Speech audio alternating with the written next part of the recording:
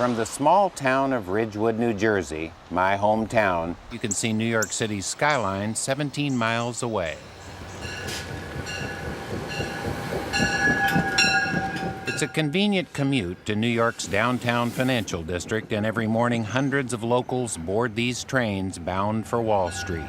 Let's go.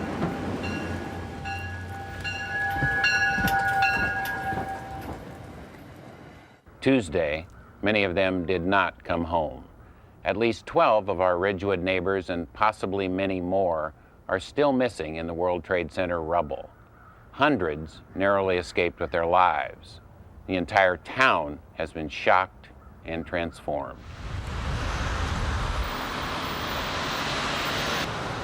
Flags fly at half-mast, and they fly everywhere.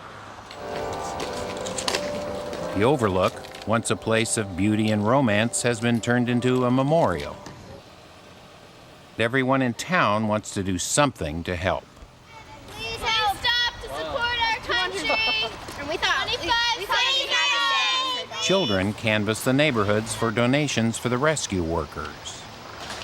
The town's Red Cross office is abuzz. Volunteers load supply trucks and answer thousands of calls. But we really appreciate you calling the Red Cross.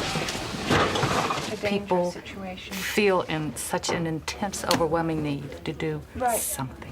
They want to be there. They want to help try and find somebody. They want to pull away the concrete and the glass. I mean, these people, they don't ask, would it be risky? This past week, what will be a sad season of memorial services began.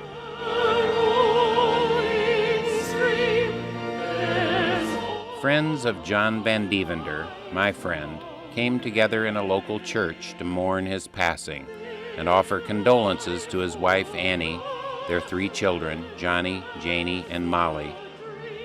People speak of the untold number of lives touched by this overwhelming catastrophe. Just look at the number of people affected by the death of just one victim. 1,000 people, from the pizza maker to the golf pro, packed the church and stood outside for John's service. Relatives remembered him as a young boy. Johnny had that twinkle, that little impish grin. He could get away with murder. There were those who spoke of John as a father. But if Janie was playing softball, John was coaching the team. If Molly was on the couch watching a movie, John was right there next to Molly watching a movie. Johnny was playing junior football. John ends up being president of the junior football program. They also remembered him as a friend. When I had a baby, he was the one who took me out for a cigar and a beer. When I was down, he always knew how to pick me up. Johnny Van was truly larger than life. And they remembered him as a neighbor. I know you're listening, John, so I want you to know that I view this as a temporary relocation, for I know one day we will be neighbors again. Friends pledged to stand by John's family. Johnny, Janie, and Molly, while none of us will ever be able to replace your father, we want you to know that between your uncles and each of us, you'll have a lot of eyes on you and a lot of concerned and helping hands available each and every day. And we love you guys. There were tears and laughter. Reverence and irreverence. He would show up at Ridgewood Country Club in his 1990, whatever that thing was, green minivan with the bumper falling off, no brakes, no air conditioning. It was filled with newspapers and all kinds of debris. And he'd kid the valets how he knew they were all fighting over who's going to get to park his car. Look at all the lives just one victim touched. When I or any other kid was around him, I could always act like a kid. I didn't always have to mind my manners and act like an adult like I do around other grown-ups. We could just be ourselves as if he was just one of the guys. All the little things that make a life.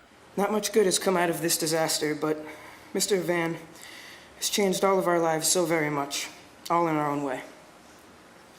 And on September 11th, 2001, we lost one of the greatest fathers and persons in Ridgewood. But now we have gained an angel.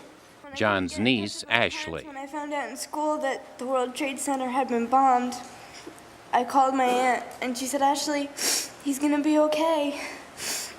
And even though he's not here with us today, I know he's okay. And we're all gonna be okay.